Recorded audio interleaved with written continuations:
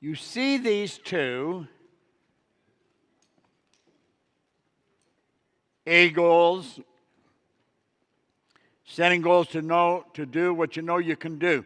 Do you know your paradigm will definitely try to steer you there? It does not want you missing. It does not want you changing. Now, this is almost insidious when you think about it, but the more you study it, the more you're going to recognize it. The people you're surrounded by, your families, your communities, your culture, whatever. You've got to understand that every family has a culture. Every country has a culture. Every company has a culture. Culture is group habit. It's a paradigm. It's exactly what it is. Now, we mix with a group of people. Let's suppose there's 7 of us. We're all hanging out together, always. We're always together. And I decide I'm going to pull away from this group. Now, I didn't sit down and say, I'm not going to mix with these people anymore. In fact, the idea of not mixing with them anymore didn't even enter my mind. I just decided I was going to start doing something. And because I started doing it, the doing of it, the it part, was going to pull me away from this energy. I would not be in harmony with this energy anymore. I'd be moving into a different vibration. Now, these would be my friends, my family, my relatives, whatever. We've been together, hanging out for a long time. If you were to connect them to a polygraph and really suck the truth out, and ask them, do you want Bob to win? They'd say, absolutely. We really like Bob. Yeah, we really want him to win. But you know something? They're not going to help me. They are not going to help me. As a matter of fact, from an unconscious perspective, they will put up all kinds of fences to try and stop me. People do not resist change. They do not. That is a false concept that people buy into. People resist being changed. You decide to change, you will not resist it. But if I decide you're going to change, boom, a wall comes up. This is all happening on an unconscious level. The average individual doesn't really understand the name of the game. So you want to try and remember this. If I leave, I am forcing change on you. You have to adapt to my absence, and you will not want to. Now, this is really an important point. It's an important point that most people never really give any thought to. They just don't. When you go to what you think you can do, you're pulling away from that group. And you get up here and understand this. You're on your own, baby. Because that group is not going to help you. And I'm going to tell you something else. When you're playing around with what you think you can do, there's no inspiration in it. You're not going to be inspired. This is not what you want. It's what you think you can do. You're using your best mind. You're using your best thinking. You're pulling in all the IOUs. If she pays this, if he does that, if they will here, if that goes there, then I can do this and I can see. I think I'm stretching. I think I'm stretching. Hell, I'm not stretching at all. I'm just dealing with stuff that I know is here and there if it will come together, if I can get it together. You're not going into the unknown. All that is possible up here, never receives serious consideration. Now, you can say, oh, I have been in here. Maybe. But I guarantee you there's people here that haven't gone there yet. Why wouldn't we? Well, there's your answer. It's paradigms. Paradigms will block you every damn time. And you see, It's pretty cool just sitting rapping with each other and reviewing this information. Well, I've seen some of it before, and, I know that. Well, I'm going to tell you something. I know for a fact you're doing nothing compared to what you're capable of doing. I know that about me, so I know it about you. Now, I've been studying this every day, longer than many of you have been living. It's very rare people figure this out, what we're teaching. You're not going to find what we're teaching. Oh, you'll find some of the lines and you'll hear some of the books, not. But it's only on a very rare occasion anybody would be inspired to figure out what I was inspired to figure out. And that is because I was such an enormous loser. I mean, I was the poster child for losing. And I did for a long time. Until I was 26. So just see, I guess from the time, I don't know, you're 14 or 15, you're sort of figuring out that you can or should or something with your life. So from then until I was 26, nothing. Dumb jobs. Didn't even do a good job on dumb jobs.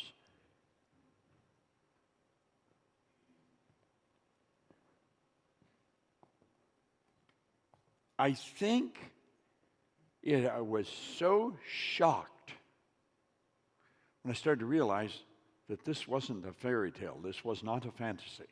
See, when Ray told me you can have anything you want, I really did not believe that. No, how the hell am I going to believe that? I had absolutely no evidence. I just couldn't buy into it, that I could have what I wanted. My goodness. But I had never read anything. I had never read anything. I was going to say like this. I'd never read anything. I didn't read. I could, but I didn't. Then I started to listen to the condensed narration of this book. Earl condensed the book and narrated it onto a record. Now, I had never heard anybody talk like he was talking. I used to think of God had a voice. Man, he had great pipes, that guy.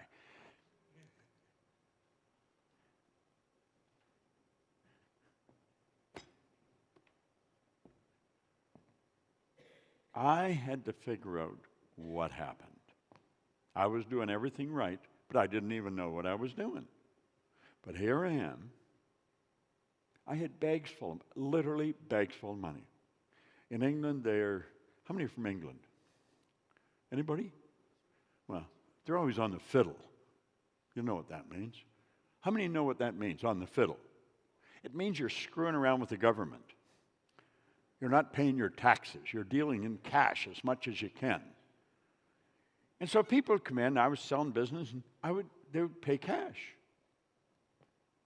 A little discount, give me cash. I didn't have to report it, they didn't report it. And I'd just take handfuls. I remember Joe and I, we used to take handfuls of money out of a bag and just go down and play roulette at the Playboy. We didn't even care if we lost, because we knew where to get more. We knew where the money was. Until one day, something clicked, and I thought, this does not make sense. This doesn't make any sense at all. And then I started to figure out what happened. Now, it took a number of years, about 9.5. When I got the dots to connect, all I wanted to do was teach it, because I started to understand this is where it all started. I made a decision. I made a decision that regardless, if Ray said do it, I would do it. It was that simple. It was an irrevocable decision, and I never went back on it. Now, I'm going to tell you, that was really strange. I truly believe at times we're guided, I do. But because I'd never made a decision like that before in my life, to do anything that was shrouded with some kind of degree of intelligence. Now, this is what I decided. I decided what I really wanted. Now, we're getting you to decide what you want. We are asking you to sit and state what you want to the table, and the table then is going to help you word it. Now, this sounds so immature. It sounds so silly, but I can assure you it is not silly. In the long haul, it's going to make one heck of a lot of sense to you. Everybody at the table helps you word it so that it's worded correctly. So that when you say, this is what I want, boom, everybody sees the same picture.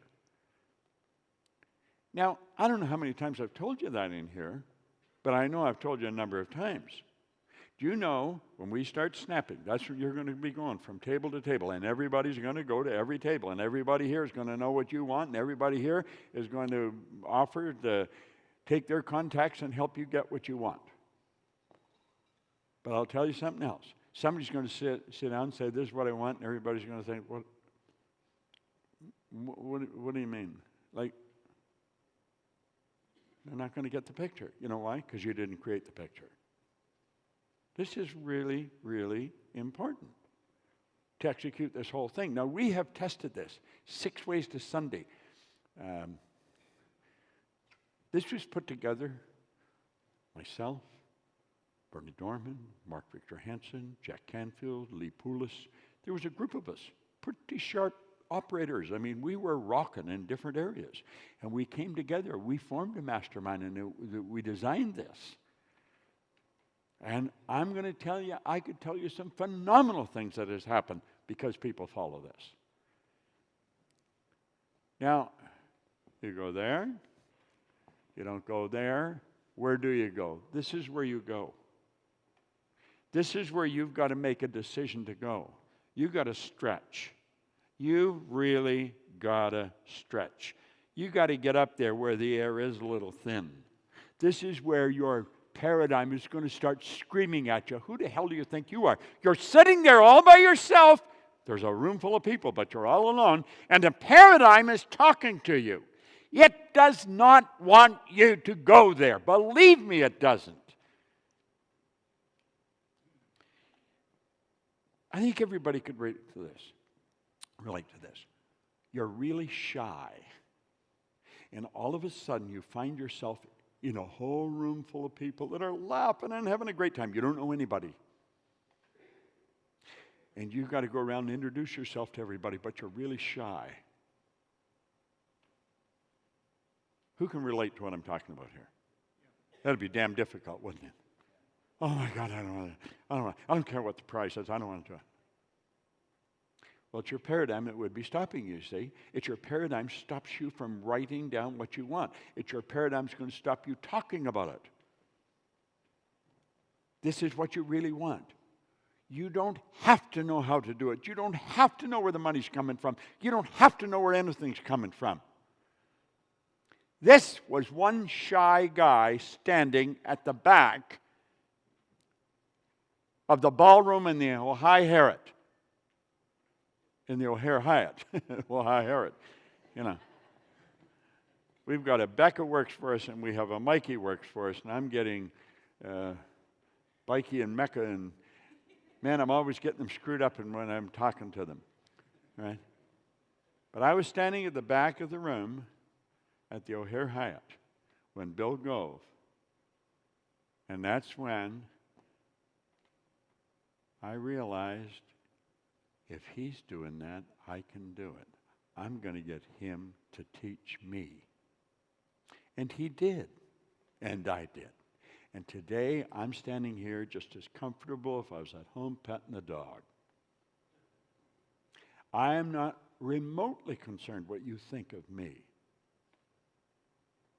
All I'm doing is thinking of you. See, most people, when they stand up, wonder what the people think of me. Is my tie straight? You got to get to the point where you don't care what other people think. You got to be very concerned with what you think. Because it's what you think that's really going to make the difference. This is so important. You've got to control the flow. You've got to control it. It's flowing to and through you. It is flowing to and through you. It's energy, it's spirit. You call it what you want. I believe it's spirit. That's flowing to and through. We've got to let it flow freely to and through, improving everything that it connects with. Now understand this. when it flows in, it has no form, none.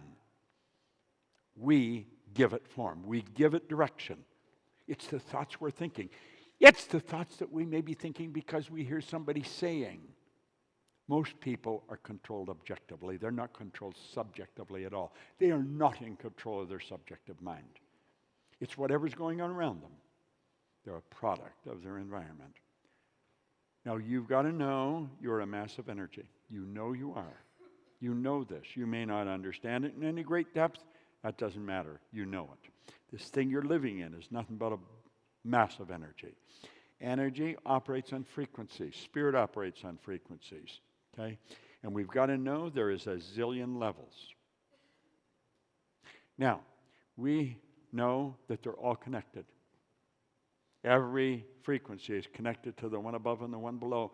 Now, as you really start to grasp this, the more you think about this, through repetition that keeps playing on your mind, you will reach a point where you'll start to understand that everything's connected. Everything's connected. If it's required that you attract someone from China to help you, you will attract someone from China to help you. If it is required that you attract a lot of money into your use, you will attract a lot of money into your use. I think of Cynthia Kersey.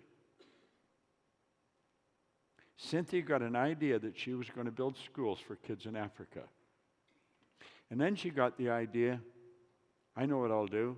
I'll invite people to my birthday party, but they've got to buy a ticket to come to it. She had to pay to go to her birthday party. And that's how Cynthia started.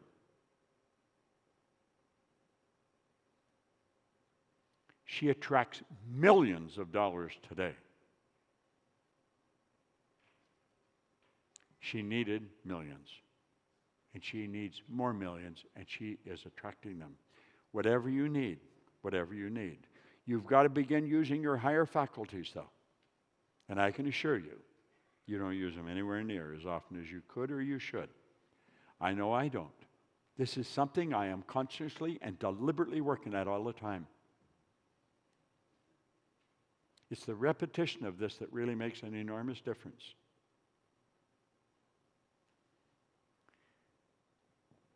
Sandy told me something on the way in here in the car. It sort of shook me a little bit. Then I understood the truth of what she was telling me. We were talking about you. And we were talking about if there was only a better way for us to really impress upon your mind the essentials, how essential it is for repetition. And she said, you know, it was when you and I started reading on December 1st. It's somewhere between then and now that it really dawned on me. Now, she said, I understood the importance of it before because I was certainly involved in it, and her results would indicate that she did.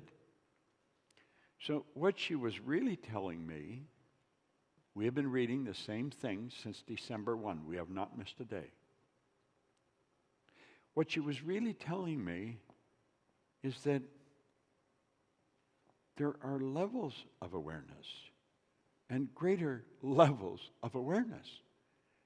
And she says, I just developed an enormous awareness of the necessity. You know, she says, up until I met you, I always thought it was important. Read another book, get another degree.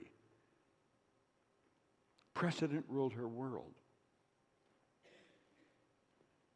How it's changed. You've got to use these higher faculties. Now look at, that's where you are. And you know how you got there. You can take a look and you know exactly how you got to where you are. You know. You see, you can look back. These are levels of awareness that we're dealing with here.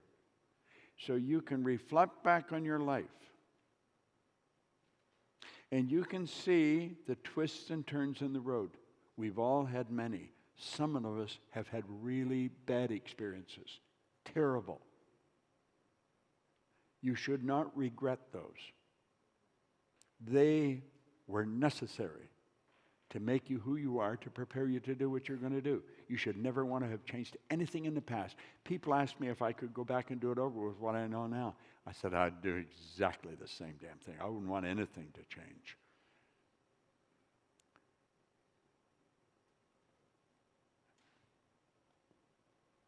We know how we got here. We're talking about how to get there. And you don't know. And I'm going to tell you, your paradigm is going to want you to kick that out and go back to what you think you can do if this happens and that happens. And you can come up with the greatest rationale of why you should do it that way. It's your paradigm that's controlling you. It's so simple. You see, this is the difficult work. And this is the part that most people just, they don't want to do it. They don't want to do it. Listen to the lecture. Think about the slide. Rap with each other. Like doing that. Ben's even probably like now standing up and just exposing himself where he didn't want to before. No, he's probably got very comfortable with that aspect of life now. But to sit and take all of your focus, all of your energy, and focus it on one person at your table. Don't let your mind wander. When it wandered, bring it right back. You've got to listen carefully. Is it Gillis? To what Gillis wants. You've got to listen real carefully to that and say, you know something, Gillis? I can't understand what you're telling me. You've got to listen carefully to her. You've got to give her all of your conscious attention. Because she's going to get to a point where she's going to go to every table and say, I want to thank you in advance for the help that you're about to give me. This is what I want. And everybody's going to know exactly what it is. But if any of you back off from helping her, she probably won't explain it very well when she goes to a table. That's the tough work. Because you see, the paradigm says helping Gillis isn't going to do a hell of a lot of good for you. I can see where it helps her, but damn, I haven't got mine figured out yet. I just don't have time. I got to spend time on mine. Why do you think Emerson said the law of cause and effect is the law of laws? Every action will cause an equal and opposite reaction. You cannot help. You cannot put help out without getting it back. You just cannot do it. When you really understand that, that's all you look for, is just look for opportunities to help people. Do you know, I never have to wonder whether I'm going to get the help I need. My God, I've got it coming at me. I got more help coming to me than I know what to do with. But all I spend my time thinking is, how can I help you? I spend very little time thinking of me. Get to know people that know me real well, and they'll tell you that. I really don't. I don't have much time to think of me. I have formed a habit of wanting help. Now, that is what you're shooting at. And I'm going to tell you something. You will not know how to get there. But the very fact that you can see something, the very fact you can think it, even if it's not too clear, the very fact that you can think it, if you really understand that nothing's created or destroyed, everything is already here, if not in one state, in another, what you've done is move and tuned in on a frequency. It's way beyond where you're at, yet you don't know how to get there. Hold the picture and you will be transported there. I think it's written somewhere, seek ye first this kingdom in its righteousness by law, and all these things will be given to you. When you hold the image, everything you need will come to you because you're on the right frequency. Now look, we've said this. The moment your belief matches with any state, you fuse with it. And this union results in the activation and the projection and the plots and the plans and the conditions. Everything that's necessary starts to happen. It is like magic. And you may never figure it out. See, you could be working on this big idea and you've run into a real challenge and you're wondering, I wonder if, is it really going to work? And it's been plaguing you, this challenge, for maybe 10 days or so. And it's sort of got you stalled. And you're in the supermarket, and you're doing shopping, you're getting the groceries, and you're ready to push your cart through where you check personal charge you for it and everything. And a kid, wham, whacks into your cart with their cart.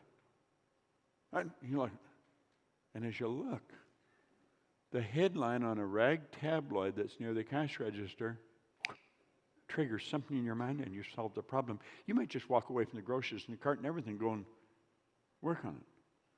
Now, when the goal's been reached, how are you ever going to connect that kid bumping into you to the headline on that rag newspaper? There's all kinds of serendipitous things happen that you're not even aware of. But understand this whole universe is moving in an orderly direction. Now, when you get that picture, when you've got this new state of consciousness, understand that becomes your home. That's your new home. And that's where you view the world from.